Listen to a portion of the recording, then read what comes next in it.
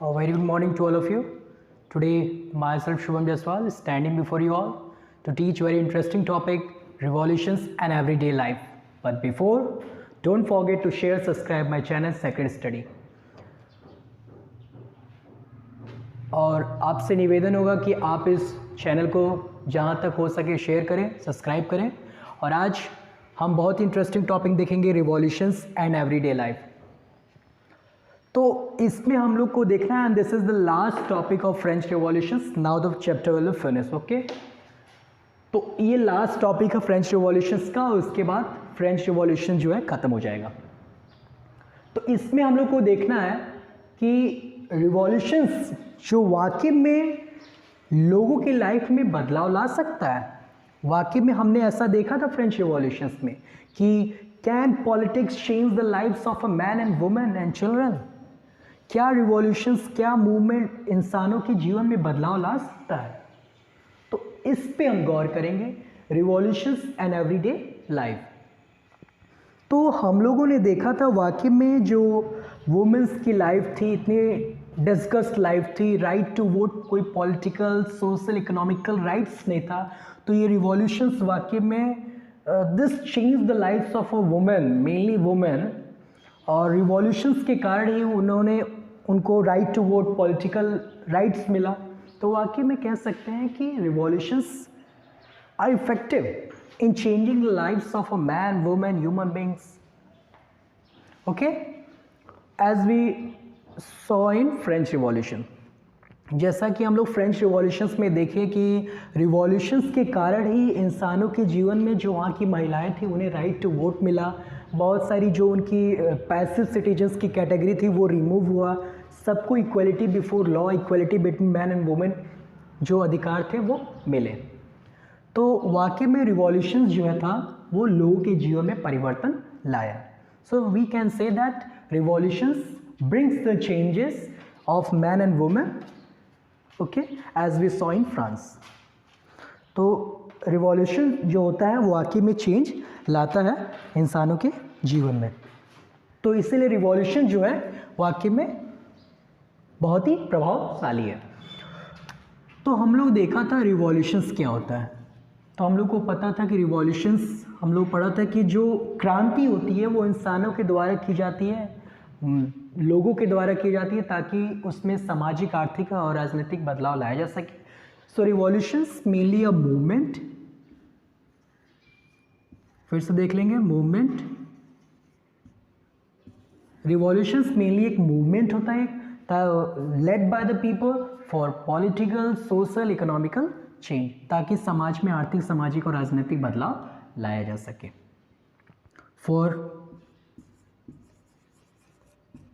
Political, social and economical change. तो revolutions mainly एक क्रांति थी जो ऐसा हम लोग फ्रांस में देखा, और ये जो होती है एक movement led by the people for political change, for social change and economical change. तो हम लोगों ने जैसा फ्रांस में देखा था कि एक movement led by the people for change, हम लोगों ने देखा था वहाँ पे जो चेंज हुआ था वो पॉलिटिकल चेंज हुआ था। पॉलिटिकल चेंज कैसे हुआ था कि earlier there was a hereditary system. उस समय क्या था, हेरिडिटरी सिस्टम था, मतलब राजा का बेटा राजा बनेगा, हेरिडिटरी मोनार्क था। बट ये रिवॉल्यूशंस के कारण फिर उसमें चेंजेस आए, तो कॉन्स्टिट्यूशनल मोनार्क हुआ, कॉन्स्टिट्यूशनल मोनार्क हुआ। फिर कॉन्स्टिट्यूशनल मोनार्क 3 सितंबर 1793 में ये जाके रिपब्लिक हो गया। तो हम लोगों ने चेंजेस देखा और ये रिवॉल्यूशंस। लेकिन एवरीडे मैन वुमेन के लाइफ्स में हमको बात करनी है कि वाकई में जो रिवॉल्यूशंस है वो लोगों के जीवन में परिवर्तन लाया। तो वाकई में हम लोग देखा कि मैन, वुमेन और children, man, women and children, man, women and children, सबसे जो डिस्कस्ड कंडीशंस थे वो वुमेन का था, इन्हें राइट टू वोट नहीं था, जो इनका पॉलिटिकल राइट है वो इन्हें मिला। एक दूसरा इक्वालिटी नहीं थी, equality between man and women. तो वाकई में हम लोगों ने देखा कि ये जो रिवॉल्यूशन से वाकई में वुमेन की लाइफ में एक चेंज लाया, मैन और वुमेन में इक्वलिटी लाई, चिल्ड्रंस के एजुकेशंस हुए, पॉलिटिकल राइट्स मिले, equality between man women create हुआ, एक्टिव और पैसिव सिटीजन्स की कॉन्सेप्ट, एक्टिव और पैसिव सिटीजन का कॉन्सेप्ट रिमूव्ड हो गया। तो ये सब चीज़ें जो हुई हैं ये रिवॉल्यूशंस का ही देन है। तो वाकई में रिवॉल्यूशन ने इंसानों के जीवन में, मैन वुमेन के जीवन में, ह्यूमन बीइंग के जीवन में वाकई में बदलाव लाया। So we can say that revolutions are effective for bringing the change of lives of a man women and human being. तो रिवॉल्यूशंस होना ज़रूरी है ताकि इसी से समाज में हम चीज़ें बदलाव लाया जा सकता है। So revolutions are effective and is good. Revolution जो है सही चीज़ है। तो हम लोगों ने फ्रेंच रिवॉल्यूशन में देखा कि वुमेन्स को मेनली जो राइट्स नहीं थे उन्हें राइट्स मिले, पॉलिटिकल राइट्स मिला, सोशल राइट्स मिला, इकोनॉमिकल राइट्स मिला। राइट टू वोट नहीं थे, वो उनकी पॉलिटिकल राइट्स था जो उन्हें फिर मिला। फिर equality between man and women नहीं था, उनके वर्क को वैल्यू नहीं दी जाती थी, तो वाकई में उन्हें भी ये चीज़ हुआ। Equality between man womens create हुए, पॉलिटिकल राइट्स मिले, तो वाकई में ये रिवॉल्यूशंस का ही देन है। लेकिन आज सबसे मॉडर्न क्वेश्चन जो यूपीएससी पूछता है कि, और इसी का पार्ट है कि revolutions brings the changes of life of man and women. तो एक नॉर्मल क्वेश्चन जो यूपीएससी पूछता है, और इसी का can politics change the lifes of a man and women. Of course we have seen that revolutions politics change the lifes of a man and women as we saw in French revolutions. वहाँ पे politics ही था, लोगों का संगठन था, लोगों का विचार आदान प्रदान ही था, जो राजनीति था, जो इंसानों के बदलाव, इंसानों के जीवन, मैन वुमेन के लाइफ्स में बदलाव लाया। तो जो मेनली जो क्वेश्चंस है, तो of course we can say that politics brought the changes of lifes of man and women in France. तो ये पॉलिटिक्स है। लेकिन आज जो यूपीएससी क्वेश्चंस पूछता है कि why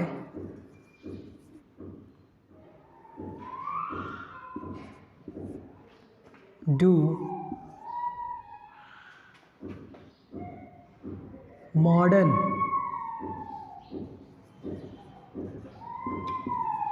people not why do modern people not interested in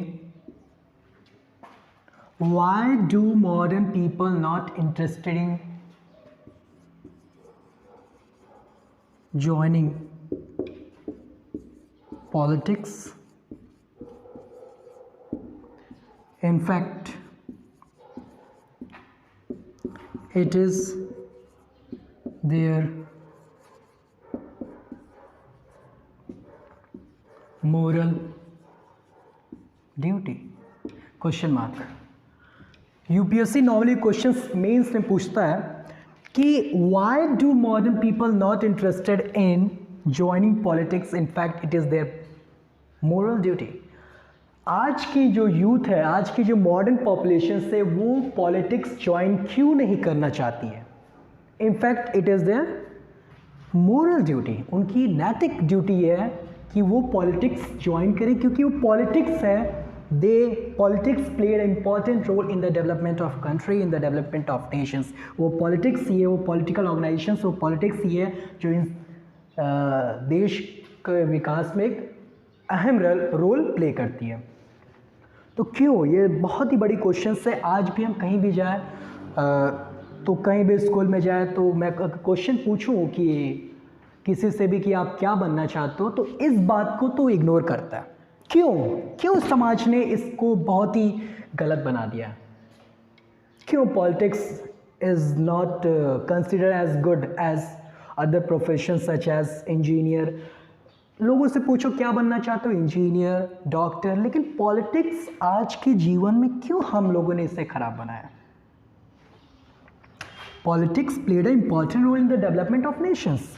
कोई पॉलिटिकल पर्सन है, कोई पॉलिटिशियंस है, वो क्यों लोग आज नहीं ज्वाइन कर रहे हैं? ये क्वेश्चंस पूछता है क्यों modern youth they are not interested in joining the politics, why? ये क्वेश्चंस का आंसर मैंने पढ़ा था कुछ पेपर्स में, तो उन्होंने लिखा था कि इसमें जो है करप्शंस है। या ऑफ कोर्स करप्शंस है, लेकिन करप्शंस वो हम ही क्रिएट कर रहे हैं ना। पॉलिटिक्स तो कोई खराब चीज़ नहीं है, क्योंकि we saw that politics change the lifes of a man and women. वो पॉलिटिक्स ही है जो देश में बदलाव लाया जा सकता है, देश में बदलाव लाती है और देश में अहम रोल प्ले करता है for the development of any Nations. किसी भी देश के विकास में पॉलिटिक्स ही वो इम्पॉर्टेंट रोल प्ले करता है। लेकिन आज क्यों पॉलिटिक्स खराब हो गई है, ये हम आपको क्वेश्चंस पूछना चाहिए, क्यों? तो इसका आंसर थोड़ा सा देखिए। Why the modern youth are not interested in joining the politics? First, corruption.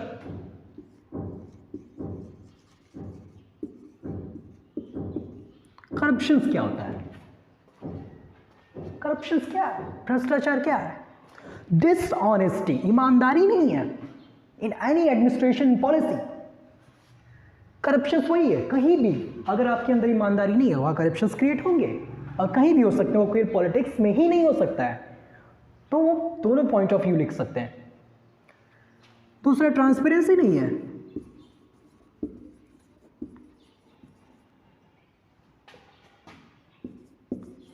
पारदर्शिता नहीं है,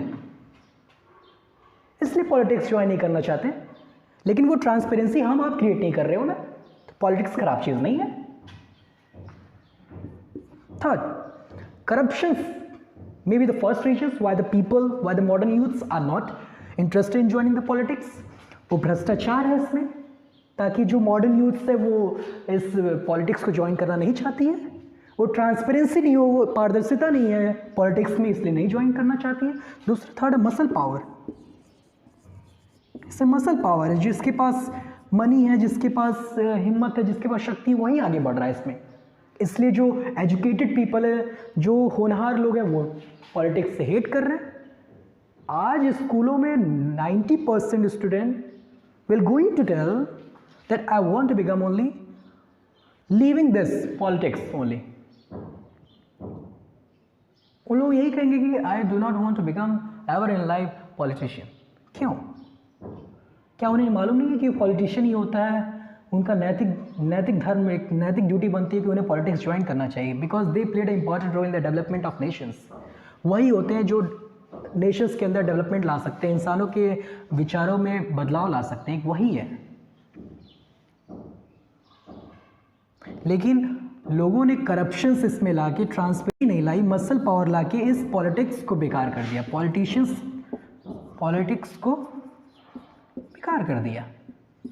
बाकी में बेकार चीज़ नहीं है, because it played important role.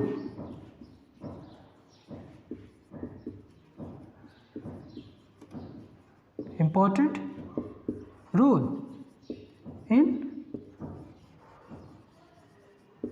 Development of nation. ये डेवलपमेंट ऑफ नेशन में इंपॉर्टेंट रोल प्ले करती है। पता है हम गलती कहाँ कर रहे हैं? ये जो करप्शन आ रहे हैं, ट्रांसपेरेंसी नहीं है, मसल पावर आ रहा है। ऐसा क्यों हो रहा है? क्योंकि हर माँ बाप के बच्चे इंजीनियर और डॉक्टर बन जा रहे हैं, और जो एजुकेटेड पर्सन है वो पॉलिटिक्स ज्वाइन नहीं कर रहे हैं, और जिसका फ़ायदा अनएजुकेटेड पीपल उठा रहे हैं। और ये चीज़ करप्शन, ट्रांसपेरेंसी नहीं, मसल पावर का यूज़ करके इस पॉलिटिक्स को ख़राब कर रहे हैं।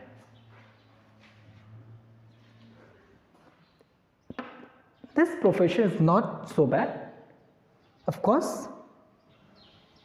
ये बहुत ही अच्छा प्रोफेशन है, लेकिन इसके अंदर बहुत इंपॉर्टेंट रोल प्ले कर सकता है, लेकिन हम ही अपनी गलती कर रहे हैं। सबसे बड़ा कारण यही है कि the more and more educated people will going to, until unless more and more educated people will going to join the politics, then we will bring the changes, we will bring the changes in politics.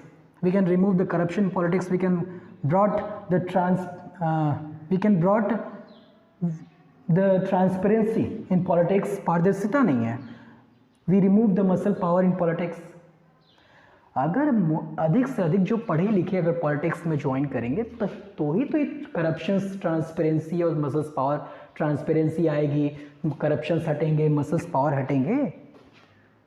अगर हम educated people अगर politics नहीं join करेगा तो आप अगर देश को कोसिए केवल, आप अपनी नैतिक धर्म का, यूपीएससी खुद पूछता है कि why do the modern youths not interested in joining the politics. In fact it is their moral duty, उनकी नैतिक धर्म बनता है कि वो पॉलिटिक्स ज्वाइन करें, क्योंकि पॉलिटिशियन ही होता है जो वो लोगों की बात सुनकर विकास कर सकता है. लेकिन आप एजुकेटेड पर्सन्स को आप इसमें ला ही नहीं रहे हो. आप एजुकेटेड पर्सन्स को कह रहे हो नहीं, you will become engineer and doctor, anything else, living the politics because it is bad thing. ऐसा नहीं है. अगर ऐसा ही रह गया कि अनएजुकेटेड पर्सन पॉलिटिशियन बनते गए, आप पढ़ के कुछ और बनिए, तो देश का विकास बिल्कुल नहीं हो सकता. गारंटीड मैं बता रहा हूं. Until and unless more and more educated people will going to join this politics. Because UPSC खुद कहता है कि politicians played an important role in development of nations. As we saw that politics, this revolution, politicians played an important role in changing the lives of a man and woman in, as we saw in France. हम लोग France में देखे कि वो man, वो politicians ही थे, बहुत सारे फिलोसफर ही थे जिन्होंने रिवॉल्यूशंस किया और लोगों के जीवन में परिवर्तन लाया. राइट टू वोट एक बहुत अहम पॉलिटिकल राइट्स होता है. मैन के वुमेन के बीच में जो पॉलिटिकल राइट्स होते हैं वो पॉलिटिशियंस ही होता है जो किसी भी प्रोजेक्ट्स को पास करता है. अगर आप अनएजुकेटेड पर्सन्स को दिए हो तो इंजीनियर कहाँ से काम मिलेगा. वो पॉलिटिशियंस एजुकेटेड होना चाहिए, तभी हम देश में बदलाव ला सकते हैं.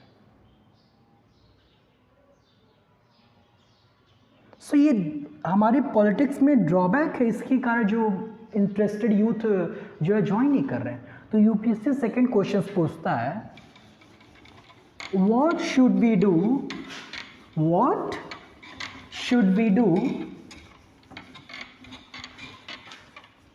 to encourage our modern youth to join the politics? What should we do? What should we do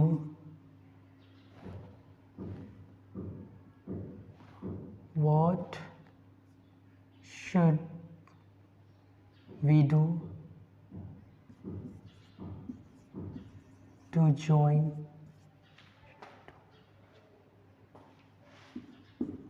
the interested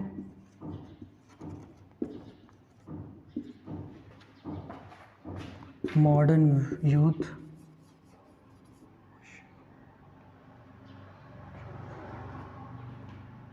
youths? What should we do to join the interested modern youth in politics? हमें क्या करना चाहिए ताकि जो interested youth है, interested modern youth है, interested modern youth मतलब educated youth, जो एजुकेटेड यूथ है वो पॉलिटिक्स ज्वाइन करें. क्योंकि जब तक एजुकेटेड यूथ पॉलिटिक्स नहीं ज्वाइन करेंगे, until we cannot bring the change, we cannot bring the change in any nations until and unless the modern, the educated will going to join the politics. आप तब तक change आप Nations में development नहीं ला सकते हो until unless this educated will going to join the politics. आप जब तक एजुकेटेड यूथ्स पॉलिटिक्स नहीं ज्वाइन करेंगे तब तक आप डेवलपमेंट और नेशंस के अंदर बदलाव नहीं ला सकते हो. तो यूपीएससी सेकंड क्वेश्चन यही पूछती है जो है union public service commission ask this questions, what should we do, हमें क्या करना चाहिए, so that more and more people more interested with youth will going to join the politics. What should we do to join the interested modern youth in politics?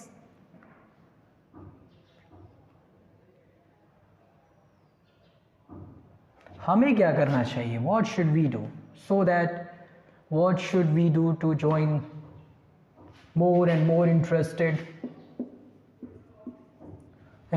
youth in politics? What should we do?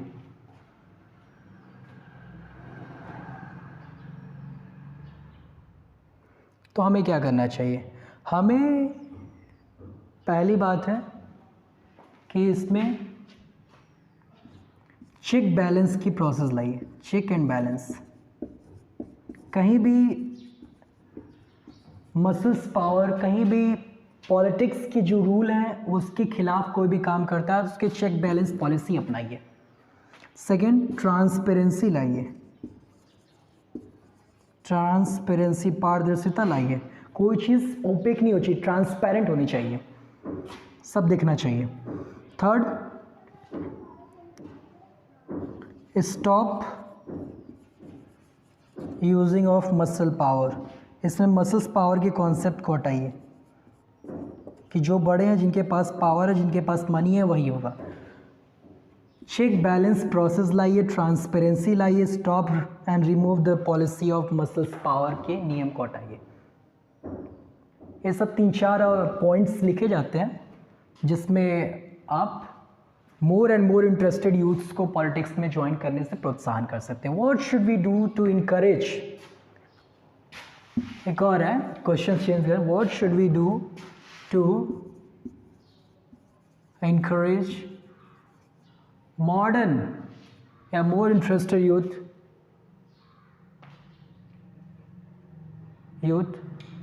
to join politics, the politics.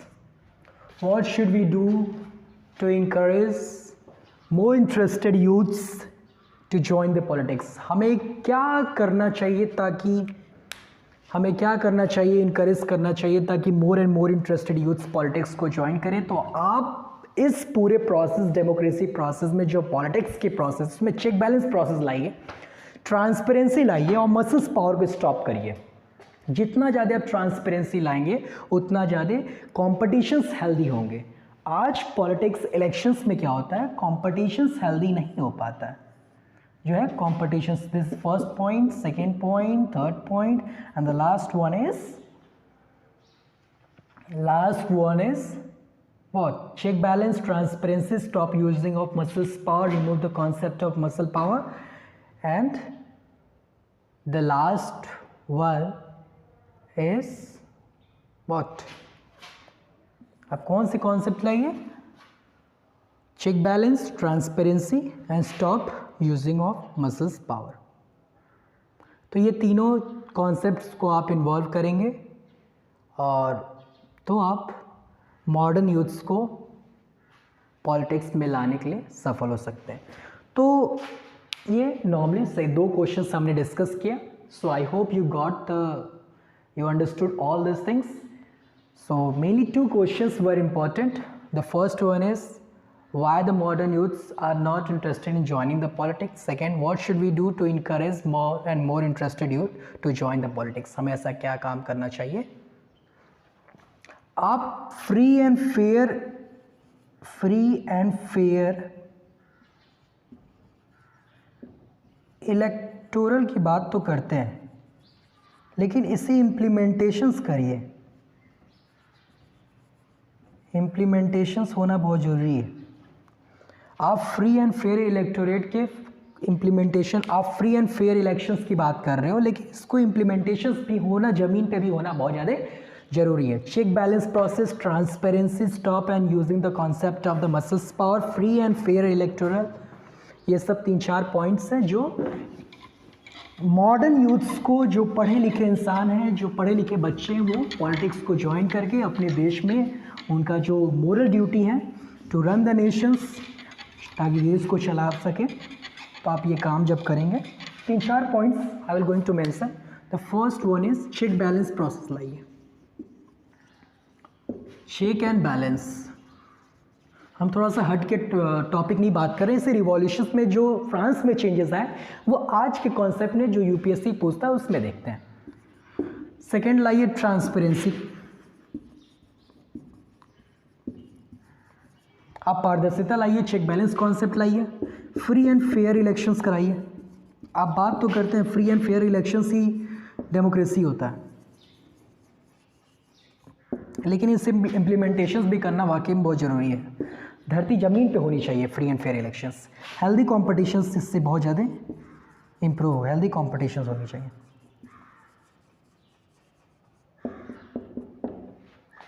Check balance process, transparency और removal of muscle power and money power. आप money and muscle power के concept को remove करिए, तो इससे क्या होगा, चारों से modern youth will going to join politics. इससे क्या होगा, आपके जो मॉडर्न यूथ हैं, जो more and more interested youth हैं, मोर and more interested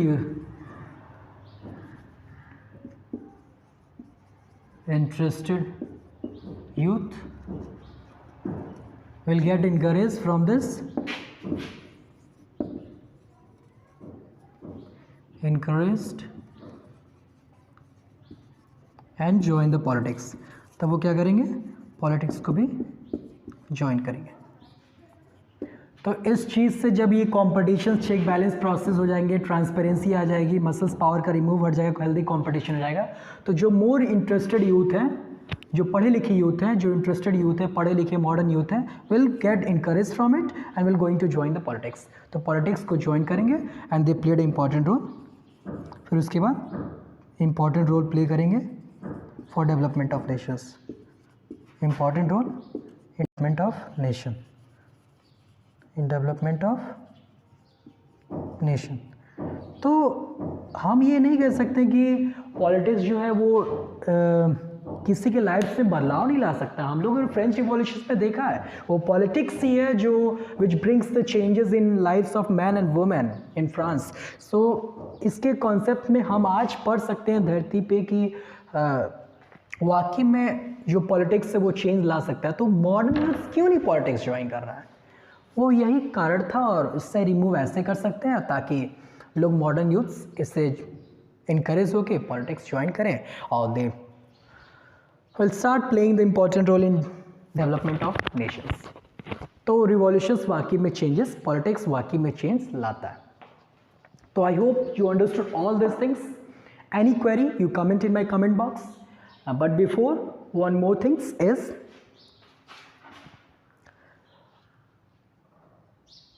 this revolution also bring one change in France।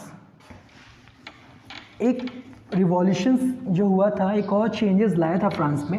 एक तो पॉलिटिकल चेंज लाया था, वहाँ पे पॉलिटिकल चेंज ये था कि वुमेन्स को राइट टू वोट मिल गए थे। और सेकेंड जो बदलाव था वो क्या था, सेकेंड बदलाव ये था कि first revolutions bring important changes in lives of man and women। Man women के इंपॉर्टेंट चेंज लाया। पहला तो पॉलिटिकल चेंज लाया,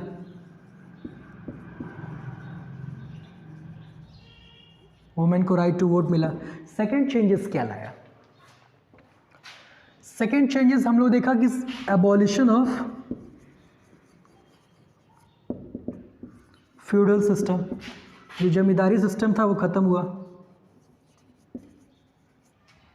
फिर तीसरा चेंजेस हम लोग देखें abolition of censorship, abolition of censorship. अब सेंसरशिप क्या होता है? तो simple, cut and suppress. Cut and suppress की कॉन्सेप्ट सेंसरशिप में होते हैं। अगर कोई भी कंटेंट, अगर ऑब्लिगेशंस हार्मफुल, अगर कुछ भी जिस पे ऑब्लिगेशंस लगा सकते हैं हार्मफुल चीज़ें, वो चाहे कोई भी इंफॉर्मेशंस, न्यूज़, पब्लिक ओपिनियंस, कुछ भी चीज़ें, तो उस पर कट और सप्रेस की जो पॉलिसी है उसको अपनाते हैं और उसी को सेंसरशिप कहते हैं। So simple, censorship is the suppression of speech, public communications on the basis of their objectionable, harmful, sensitive and inconvenient. So simple definitions, cut and suppress. So this revolutions in France bring an important change in lives of a man and woman. Finally this will be the conclusions of whole French revolutions, and this is the last topic of French revolutions. ये last topic है और इसके बाद French revolutions खत्म हो जाएगा। फिर हम लोग स्टार्ट करेंगे सिविक्स, जिसमें हम लोग डेमोक्रेसी एंड वाई डेमोक्रेसीज पढ़ेंगे। लेकिन but before we need to understand this how this revolutions are more effective on the lifes of a man and woman living in France. और वाकई में जो पॉलिटिक्स है, जो रिवॉल्यूशंस है, जो मूवमेंट है, एक इंपॉर्टेंट चेंजेस लाया, दैट इज़ पॉलिटिकल चेंज लाया, एबॉलिशन ऑफ फ्यूडल सिस्टम्स को हटाया, जो जमींदारी सिस्टम्स पूरे सिस्टम थे, और सेंसरशिप्स को भी रिमूव किया। कि बट क्या होता था कि बिफोर 1789 से पहले क्या था कि एनी बुक, टेक्स्ट, इंफॉर्मेशंस जो थे, any book, text and information, कोई भी books, informations could be published after the approval of king। जब से किंग का अप्रूवल नहीं हो सकता था तब से वो पब्लिश नहीं होता था, बिफोर 1789। लेकिन रिवॉल्यूशंस के बाद क्या हुआ, ये सेंसरशिप्स की कॉन्सेप्ट हटा दिए गए, और ताकि वहाँ पे कट एंड सप्रेस की कॉन्सेप्ट हट गया। अब इसकी परमिशन चाहने की कोई ज़रूरत नहीं है, सिंपल सेंसरशिप हम समझ गए। और 1789 में after 1789 this has been abolished, censorship. Now the people could able to publish anything what they want, to criticize anything about the kings, about the system of government. So I hope you understood all these things. So finally any query you have, you comment in my comment box. But before, आप इस channel को अधिक से अधिक subscribe करें और जहाँ तक हो सके शेयर करें, और इसे चैनल को योगदान दें अपना। और ये अब चैनल आपका काम कर रहा है पूरी मन लगन से, और इसे शेयर, सब्सक्राइब और लाइक करें। Okay, so thank you so much for watching, thank you so much.